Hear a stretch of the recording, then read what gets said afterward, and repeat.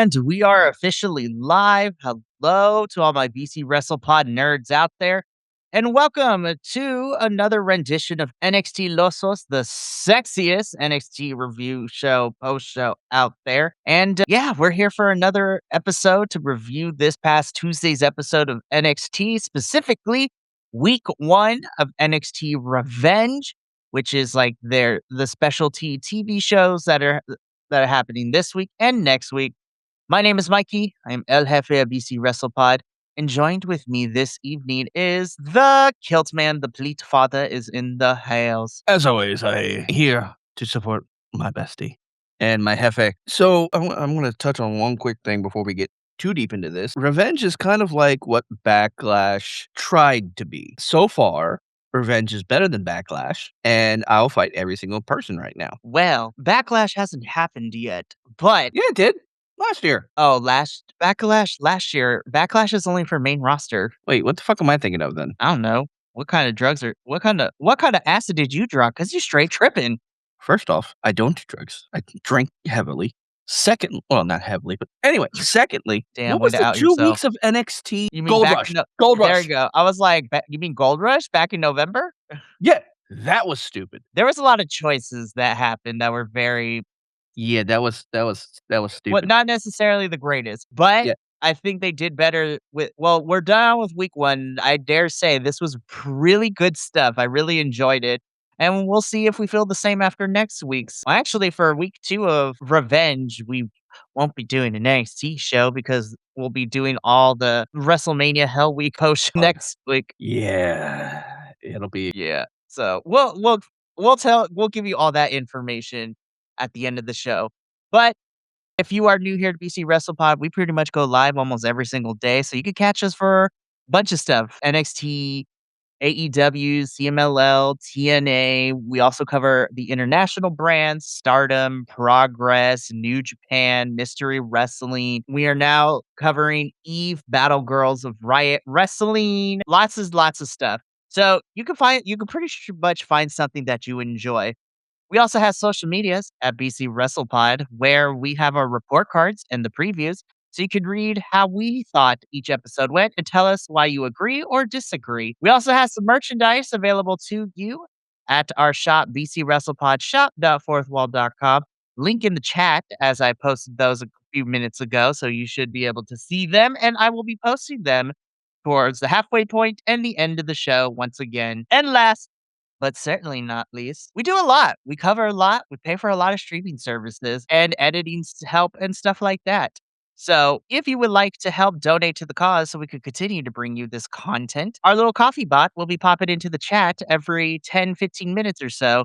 But we understand that times are tough. So please do so responsibly because we love you for being here. And that's all that really matters to us. And if you decide to donate, then it is a bonus to us. But we love you and make sure you take care of yourself and those around you. Alrighty, let's get into NXT Revenge week 1 because we had a lot of fun stuff.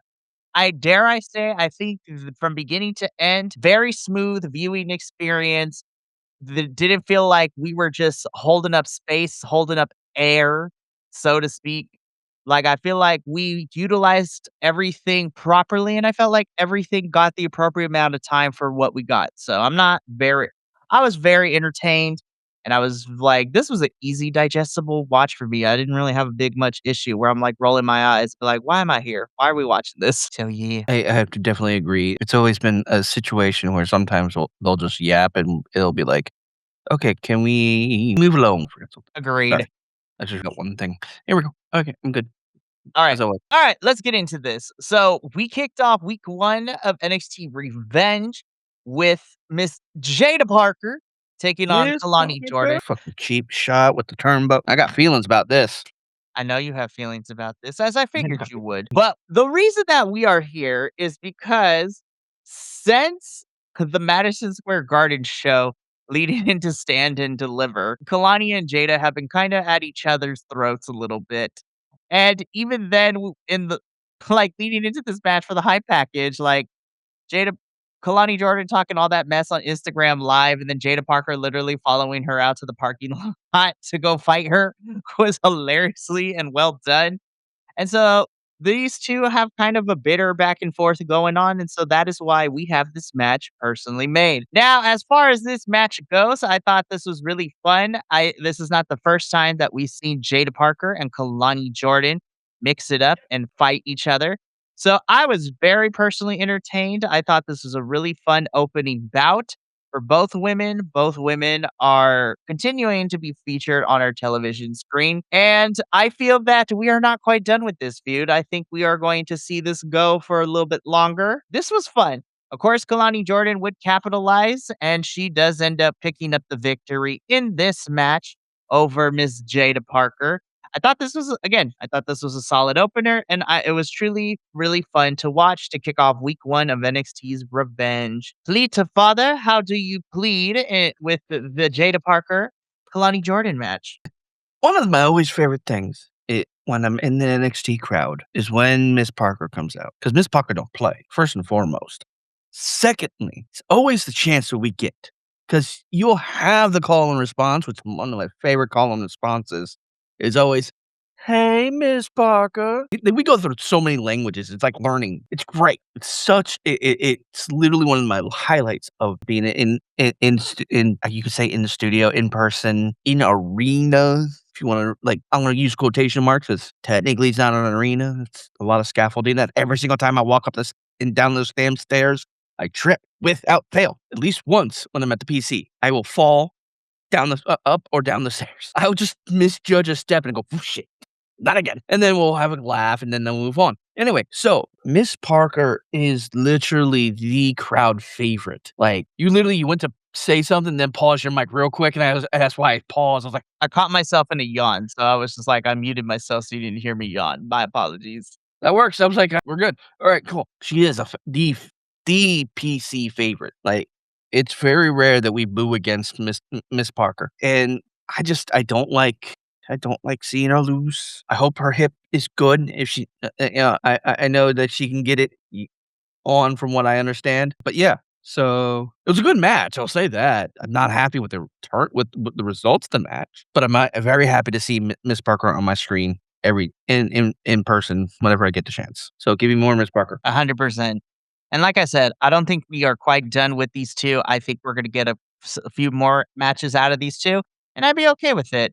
So looking forward to where we're going next with both of them. So this was the opening match. Afterwards, we cut backstage where guys Ricky and Ethan are hugging it out. So meanwhile, while Shiloh is working on stuff and he's witnessing this in the background. So essentially, what this little backstage segment is that Ethan Page has a match against Tony D'Angelo for the NXT Championship later on in the night. And Ethan and Ricky Saints, for all intents and purposes, bury the hatchet. Ethan Page gives an invitation to Ricky to help him during the match later on in the show. Ricky says he'll be there, and Shiloh Hill is just watching this all unfold. And Shiloh's like, something is gonna be. He overhears this, and Shiloh at this moment begins to formulate a plan, which we'll talk about when we get to the match. But yeah, Ricky and Ethan make up for like the 18,000th time. And more on these two when we get to the main event. But right after this, though, we get a pre-taped where Sol Ruka tells her side of the story, and she explains how she loves Zarya, and she still does. But Zarya has made everything that has happened to them and her lack of opportunity as Sol's fault. And she doesn't want to do that, but she will always appreciate and love the time that her and Zarya spent together. But it is every woman for themselves now, and she is out to prove that Soul can beat Zarya like she did at Stand and Deliver. And I'm just like, you go, Soul. This last women's standing match is going to be nuts. I cannot wait until that match happens next week. So we will hear Zarya's side of the story a little bit later in the show. But right now, guys and gals and non binary pals, we got a Joe Hendry concert. So Joe Hendry has his concert. And he sings a song about basically where is he going next? What are we doing? What is going to happen? Where does he go next? And before he can get too far into the concert, he is interrupted by Keanu Carver, who then proceeds to beat the piss out of Joe Hendry. And in fact, he bloodies this man. He destroys security. And Keanu Carver is left standing strong by the end of this, even though Joe Hendry El Kabonged him. I was about to say that. I was waiting for that. My question in this is mostly just story basis. Why? Like, I understand Keanu wants something, but it doesn't make like I don't see a outside of I'm just gonna do whatever the fuck I want because I can mentality and I don't, which I obviously I don't like. I think you can have an intelligence behind your ruthless and not just be a giant douche and just do whatever the fuck you want. But again, I'm not creative. I don't get to make decisions. I just get to bitch about it on the internet while I watch it and enjoy it, and then bitch about it some more, which I probably will be doing a lot this weekend, considering what we're about to look at. Oh, it's gonna be a great time. I don't know what you're It's gonna be talking about. fantastic. I'm not hey, still gonna bitch. I may enjoy it, but I will still bitch because I have That to. is very fair. 'Cause if I don't, Hi, new friend. We're doing great. So it's going to be fine. You're going to survive. We always do. Hey, but think about it this way. This will be the last. We get to take a break from WrestleMania next year, given where it's going to be happening. So we got other things we could do. it may. They're still trying to figure out. That is very true. But this is WWE that we're talking about. So I'm like, where there's a will, there's a payoff. Anywho. Where there's a payoff, there will be a WrestleMania. So, but yeah. So we're going to talk more about Keanu Carver a little bit later in the show, but we had a Joe Hendry concert that got interrupted and Joe ends up bloodied by the end of this segment for his concert. So after our Joe Hendry concert, we get a quick pre-taped from Tony D'Angelo talking about how he has had to change himself and he has had to realign himself and basically do things a lot different. And he stands as our NXT champion. And tonight is going to be no different. He understands that Ethan Page is a former champion in his own right, but Ethan's got nothing on Tony, and Tony's not going to allow Ethan to take this title from him. And I'm just like, you go, Tony D'Angelo. I was like, you go, you do your thing, you defend this title, which is exactly what he does later. Let me tell you, this little interaction made my little heart. So Lola is getting ready as she will be main eventing the show in this episode as she defend it will be her first title defense as NXT Women's Champion since winning the title at Stand and Deliver. And she will be facing off against former champion JC Jane in the main event of week 1 of NXT Revenge. As she is getting ready, she is then approached by WWE Women's Champion, Miss Stephanie Vaughn. And this was a cute banter. They hugged. Stephanie tells, Lola good luck. Well, first she tells her she's proud of her, and then she wishes her luck in her match against JC Jane. Lola then reciprocates by receiving the compliment and also telling Stephanie good luck, and that Lola tells her to go beat Liv at WrestleMania. So this was a sweet moment. This was really fun. I like this moment. It made me giggle. It made me happy. And then there was a moment later, and I'm like, "Wait, why is it?" Never mind. I'm not gonna ask the stupid questions because again, everything I hear is conjecture. It's rumor. I don't know everything, so we'll see. But anyway, but yeah, this was great. I loved it. It was so much fun. I'm kind of upset that La Primera was in my area and I didn't know, and I was like, "Oh my god." I wouldn't have asked for his autograph, but I definitely would have been like, "Oh my god." And it is fantastic for sure. But yeah, so this was a nice moment of the two champions, the two Latina champions kind of wishing each other luck. Both of them are going to Lola has something big tonight for this episode, and Stephanie has a big thing for heading into this weekend for Mania. Very excited and hoping La Primera walks out the other end as champion still.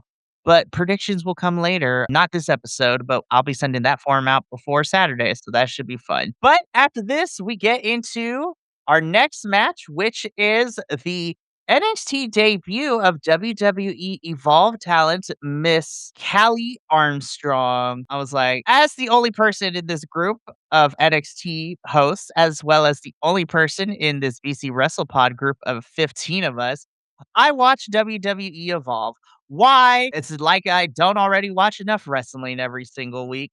But Callie Armstrong is the first ever Women's Evolve champion, going on a very dominant reign until losing the title to Miss Kendall Gray. But Callie Armstrong is great.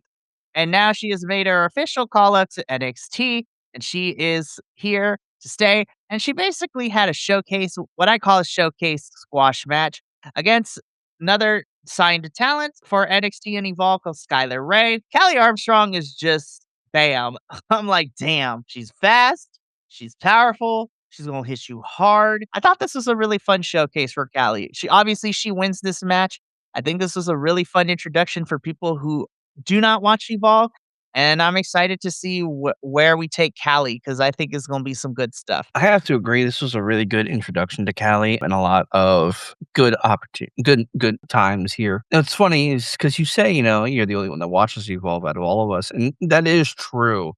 But in my defense, if I tried, I could watch it in person. If I tried, there's a way to do it. It's. I'm gonna break a little bit of immersion. So at the PC, which is just a giant fucking L shape of warehouses, the studio that, or well, the area that we see NXT filmed it is the main area. It's it's the top part. It's if you ever see any of Shawn Michaels, actually his most recent TikTok, where he's outside the PC, you go to the left of of whatever he's shooting out front is where we do the matches. We go straight in there. Now, there's a warehouse right next to it, and then at the far end, there's another warehouse that they shoot Evolve in. Why they keep us separated, I'm not 100% sure. Hey, if I get in, I'm gonna get in. But anyway, it also requires me to actually drive to that side of fucking. That's the one thing I hate about my city. I lived okay, let me preface something. I lived in Atlanta for 5 years. Well, North Carolina, and I hated it. Someone once asked me, what's it like driving around Atlanta? I'm like, Atlanta is an hour away from Atlanta, and they didn't believe me until they got in my car, and I was driving back to my house, and like, wow, it's been an hour. We haven't gotten to your place yet. No, we're just now leaving Atlanta. We're about to hit Marietta. So they're like, what? I'm like, yeah, we're just about to hit Marietta. Oh, there's Marietta. There's Kennesaw. We're gonna go off this way because I lived out in the boonies. But yeah, it was interesting to say the least. It's something. This match was actually really cool. I don't really know the other person as well. I think I've seen a few bits of Callie Armstrong prior to this. I didn't see her opponent much, if at all. And I think the only reason I know the bits that I've seen is stuff is the dark matches or the pre-recorded matches for Evolve or for LFG or something that I see in person at NXT. So this was really cool. This was a really good match, really physical. She shows her prowess really well. And I honestly, I see good things. Probably Callie will more than likely go up the roster and probably go to main side within, I would say, 3 to 5 years based on just this alone, looking at all this. Don't hold me to that because 'cause I'm terrible at it. Because I freaking Ethan Page should have been on main roster last year when him and Chelsea Green were teaming together, and can you just move him? I'll save that. I'll save Ethan Page till later. But yeah, this was good. Yeah. So again, really fun showcase from Miss Callie. And we're going to see her at the very end of the show again. So we're going to talk about that a little bit later. But after this, we're backstage and we have Blake Monroe and the Vanity Project boys in the office of Robert Stone. And Robert Stone is just like, Blake, we've already talked about this multiple times since Stand and Deliver. You are not the women's NXT. You are not the NXT Women's North American Champion. So I don't understand why the Vanity Project boys are, playing into her delusion and hyping her up for no apparent reason. And so, because Blake won't let it go, Robert Stone tells Blake that Tatum wants to be done and over with this. And she's willing to give Blake another shot at the Women's North American Championship. But the trade off is that Tatum will give Blake another shot, but Tatum gets to pick the stipulation for the match. So Blake is at first a little trepidatious about it. The Vanity Project boys then, reassure her that she's going to win no matter what. And then Blake is fine, and then everybody leaves. At this point of the show, we don't know what that stipulation is going to be. So we would find out later in the show what this NXT Women's North American Championship match was going to be when we see Tatum, and we're going to talk about that when we see her again. But right now, Kill, we got an NXT Championship match that happened. Tony D'Angelo in his first title defense since winning the title at Stand and Deliver. takes on the former champion, All Ego Ethan Page, or a former champion, I should say. And it already started out with shenanigans because we weren't even like 2 minutes into the match before Ricky Saint made his appearance. It was out ringside, and not even 10 seconds of him being out there. All of a sudden, Ricky falls to the floor. I'm like, what happened? I wish you had got little screen grabs of that because you just see him go, as his you hands go as hands come out from under the ring and goes, "Grab." And and then 2 minutes later, he comes out fucking Shiloh Hill has hogtied this man. no, It's no, he did not hog tie him, and I will fight everybody on this because that is not hog tying. If Ricky Saints was hog tied, his hands and his feet would have been bound together. What he did was just literally just rope up his legs, and that's it. Because so mm, it would be like, that. fair enough. Well, Shiloh Hill ties a rope around his feet and drags Ricky out of the arena. So then it just becomes another one-on-one between Tony and Ethan. This is a lot. Honestly, this match was a lot of fun. I figured it was going to be. At one point, Tony D'Angelo ends up getting Ethan on the table, tries to slam Ethan through table. Table does not break. And I was like, oh, ow. That's, ooh, crazy. I think they didn't plan for it to fully come out, or Right. it just didn't drop, I guess. I don't know. But, yeah, sometimes that happens, but it wasn't like a hard spear anyways, so, like, it really looked a little off, so I'm glad it didn't go through because I felt like Tony would have injured himself if it Mm. had. So glad that everyone is okay with this one. To no one's surprise, Tony D'Angelo retains. Dead to rights, hits the dead to rights to Ethan. So Tony is still your NXT champion. I don't know if they're gonna do anything more with Ethan and Ricky, but I'm like, let's after Mania, I would like to start to see Ethan transition up to main roster. But again, I don't work for this company and I don't make those kinds of decisions. So I am the same, but I still wanna bitch about it. In all honesty, Ethan should be moved up to main roster, and him and Chelsea Green need to go back for the US titles and just resume that whole slave the whole secret Hervis and, Secretary of Slave gimmick they had because that was gold. Like, that printed money. yeah, it would be, but anyways, we'll see if Ethan sticks around or if he's gonna be prepped to head over to the main roster, but we'll see how the next couple of weeks pan out. After our NXT Championship match, we go backstage where Ricky is upset that Shiloh tied him up and took him out of the arena, and Ricky finds Shiloh and tells him to not stick his nose in his business, which means that we're probably gonna get a feud between Ricky and Shiloh, which I'm here for. Shiloh doesn't necessarily hear. He has a buzzsaw in his hands, asks Ricky to help him, which scares Ricky and the backstage official. And so then Shiloh goes back to working on his project. So I'm like, love you, Shiloh. We're going to see you in a little bit to talk about what you were working on with Tatum this whole entire episode. Promo time. So Miles Bourne gets into the ring. He talks about his match against Johnny Gargano at Stand and Deliver. And then he talks about how he was thinking about celebrating with his favorite dessert, which I was just like, "Oh, you sly dog, and I'm very jealous of you." Yeah. I was just like, "You and When Stephanie are a cute couple." when he walked in, because when they did his walk-in video, like, to come in, it was after they did the Lola Vice, Stephanie, like, bit, and I'm Mhm. like, "You coulda had them together. You coulda monopolized on that potential couple," and I don't know, I think that might again, that whole thing is rumor conjecture, and I'm not 100% sure if that actually is or not, or what have you, or if there's still I don't know. No one tells me. So, yeah, I'm jealous of that too, because damn. For real. Anyways, though, so after that, though, because he was attacked by Dion Lennox at Stand and Deliver, he's gonna be a fighting champion. And so before he gets any further, Dark State interrupts. Dion starts cutting a promo. Miles Bourne fires back at said promo, telling Dion that you got all of Dark State out here. I was just like, if you want this match, I'd be happy to give it to you. But if you and the Dark State boys come down to this ring and beat me up, you are not getting this match. So then Miles then drops this because Miles is playing mind games with Dark State.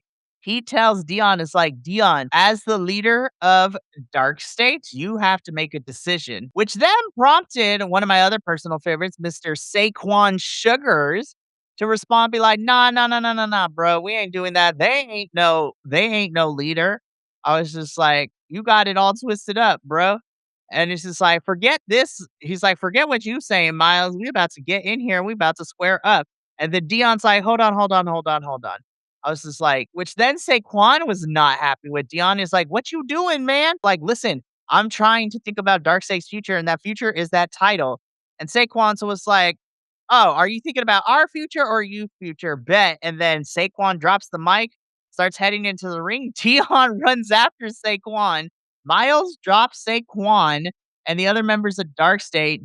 So James Cutler and Mr. Osiris over there grab Juan. Dion Lennox is like arguing with everybody. And Miles is just standing there with holding the title up as he was watching Dark State fight amongst themselves. And I was just like, the cracks are showing, especially between Dion and Saquon. It is going to be very interesting, this breakup, because this is the breakup I was looking for and looking forward to, not necessarily, the one that we got with, our lovely ladies of Sol Ruka and Zarya. But, beggars can't be choosers. I still will bitch when I can, but hey, welcome to the breakup episode of Dark Lane, Lame State, whatever the heck you want to call them. And I'm excited for it. I can't wait for them to be done. And I wonder what will happen afterwards. Right. So it's going to be very interesting for sure to see what happens. But we will continue to follow this development as the weeks go on. After this promo, we get Zarya's side of the story. And Zarya says that she was supportive of Sol from the very beginning. But then Sol only thought about herself. And at every single turn, Sol was either selfish or blamed Zarya for everything that happened. And so come next Tuesday in the last woman standing match, Zarya is going to prove that she is going to beat Sol Ruka, and I'm just like, I'm still excited from this match. Yeah, and that's pretty much it. I don't have much to say. I want more. Give me, give me, give me. This is a fun for sure. Anyways, so after this though, we get our other first we get our other WWE Speed Tournament match leading into the finals. So I guess the semifinals, if you will. And this has EK Prosper taking on the NXT debut of Mr. Dorian Van Dukes, whatever you want to call it, formerly known as Mike Dukes. Okay. So Mr. Dorian Van Dukes, formerly known as Mike DeVecchio, also known as Mike D. Mike D. Like these. I mean, what? Sorry. Well, listen, I was just like, you know me, and I was like, hey, Mike. No, but for anybody who is not familiar with Dorian Van Dukes or Mike DeVecchio is one of my favorite wrestlers from the European scenes. He comes from, Belgium. He is a very big man, but he is a high flyer as well, and he's got the speed as well. He is so much fun to watch. And I'm excited he's here in WWE. Him and EK have a really fun speed match that showcases Dorian, but EK is able to get the win, and he is moving on to the final. So it is EK Prosper versus Lexis King next week to see who becomes the new WWE Men's Speed Champion. God, I hope it's EK. Oh, I do too, but I also really want him to just look. Can he go by Eli Prosper? Can we go back to Eli? Like this EK is such a bad name for the dude. Ike. It reminds me of the freaking anime Air Gear, where the main character's name was Iki, and the freaking main, like, the love protagonist of it was always Icky, like every 5 seconds, and it's like, it irritates me. He's a great performer. He needs a better name. Just give him Eli. Give him Eli Prosper. That's fine. It's like I want him to be, yes, I want him to be unique, and I want to be great, to have a great name.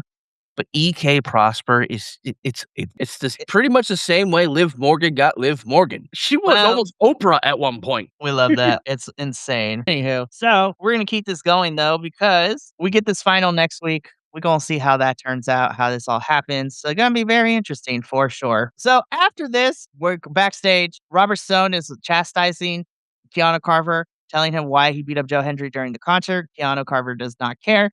Robert Stone says, "All right, well, I'm gonna give you this match, but don't say I didn't warn you." So we are getting Keanu Carver and Joe Hendry next week at week 2 of NXT Revenge. We could go on to the next segment because there's nothing more to add to this. We learn what Tatum's stipulation is. Robert Stone ends up searching, gets on a step, goes up one of those ladders to find her hanging out in the rafters, so to speak. And Robert's like, "Can we have this conversation on the ground?" And Tatum completely ignores him, which was hilarious. And No, she Tatum's flat like, out told him no. "No, that's true." No, we're moving on. I'm like, "Yes, Tatum." Also, dude, are you actually scared of heights? Like, That would be hilarious. if you are, the you've been up on the top of not only the crow's nest, but also I think you've been on top of freaking the in the stands. Stands ain't like they're up a ways. So it's like a story up. It's almost the same height as where Tatum is sitting now. Like, dude, you have to go places that are high. I was like, "Sir, you are gonna be okay. I need you to calm down." But Tatum talks to Robert Stone because Robert Stone asks, "Have you decided what you want for your match?" And before she says anything, we can pan back down to the ground where her Shiloh comes in with this big old cast, and Tatum lets Robert Stone know, as well as the rest of us, that next week the women's North American Championship match between Tatum and Blake will be a casket match. And I'm like, "Oh, good lord, here we go." I'm so excited. I'm so excited. It it has been 4 years, almost 4 years since the last casket match in WWE. The last one was what did I say? Apollo Crews versus And Grayson Waller. Grayson Waller. It was at Halloween Havoc, October 5th, 25th, one of the 2, in 2022. I'm so excited. He probably made a bigger casket only because they probably lost some of the original caskets that they had, so they needed something bigger because they couldn't remember the original the dimensions, and, well, it's cool. It's gonna be so cool. I'm so excited. This is definitely gonna be a really fun match. Can't wait for it. But speaking of next week, we kinda get a rundown of what we are getting next week, which is also looking really, really fun. So, of course, as mentioned, we are getting Tatum and Blake for the Women's North American Championship in a casket match. We are getting Souls and Zarya in a last woman standing match.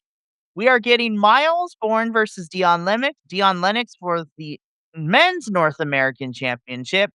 Joe Hendry versus Keanu Carver. And we're also getting the finals of our Speed Championship, where it's EK Prosper versus Lexus King. Alrighty, so we're getting down to the wire. We are heading into the main event. So, once again, if you want to explore our socials or our shop, links in the description of the chat that I just posted right now. Let's get into our main event. As mentioned earlier in the show, our main event for week 1 of NXT's Revenge is the NXT Women's World Championship, and it is Lola Vice in her first title defense against JC Jane. This match I thought was a lot of fun, and it definitely was a lot more back and forth than I thought it was going to be. There was a couple of times where I thought, JC could pick it back up again, some false finishes. Of course, you had Laney and Fallon get involved as outside interferences, and they would end up almost helping JC get this title back, but ultimately it would be Lola Vice hitting a spinning backhand and falling onto JC to retain the championship. So your winner and still NXT Women's Champion, Miss Lola Vice. So the match I thought it was really good, but it was really fun. This was a really fun main event. But also the one thing that I did get from this as well is that I think this is it. I think JC is going to be moving up post WrestleMania. I think this is it. I think this was her swan song, so to speak. I think she's getting moved up. I have to agree fully because she definitely is going to be she's ready.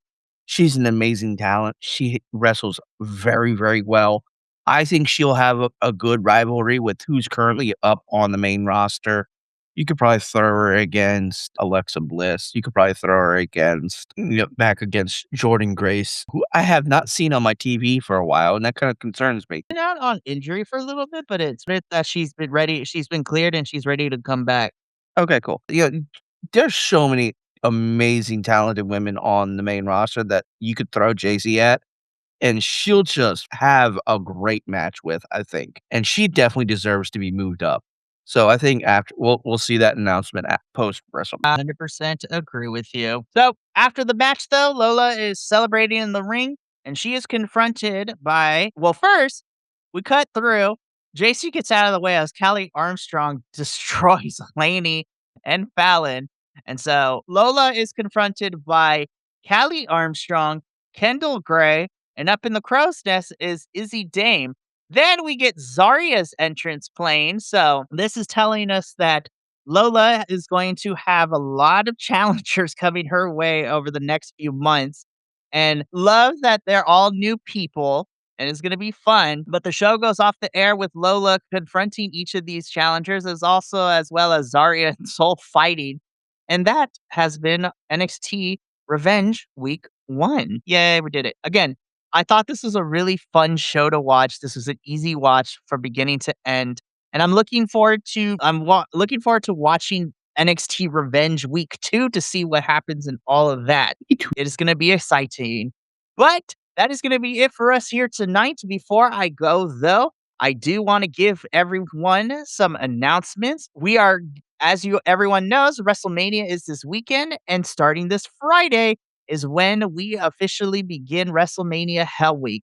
So outside of our regular reviews leading into Friday, which is CMLL later tonight, and Mystery Wrestling 24 tomorrow, everything kicks off Friday for Hell Week, as at 3 p.m., myself and Andrew will be here live to do a watch along for GCW's Bloodsport, which is then going to lead into later that evening for our TNA Rebellion post show, which is just going to be a lot of fun to do. Then on Saturday at 11 a.m. Pacific, you will have myself and a couple other folks doing a live watch along for Effie's Big Gay Brunch, which is I'm super excited about. So every wrestler is either an ally or part of the LGBTQIA2 plus community, which is going to be a lot of fun, which then is going to lead into myself, Kilt, and maybe some friends of ours from other places.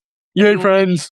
We'll be here doing a live watch along on Saturday, 3 p.m. Pacific, 6 p.m. Eastern of night 1 of WrestleMania, which then leads into Sunday with our watch along, not only for Joey Janela's Spring Break 10, but also night 2 of WrestleMania watch along.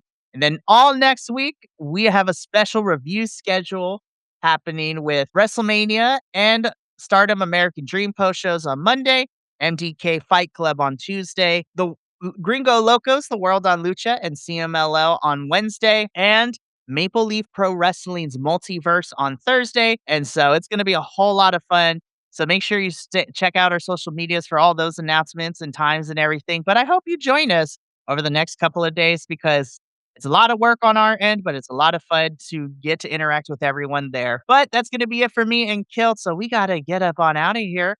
So thank you so much for tuning in. And, from all of us here at BC WrestlePod to you at home, remember, take care of yourself, love one another, stay biconic, and more importantly than anything, you always deserve to finish your story. I'll see you later for CMLL in about an hour or so. But until then, adios, and until next time, peace. Thank you so much for tuning in to another Vibe Tribe production.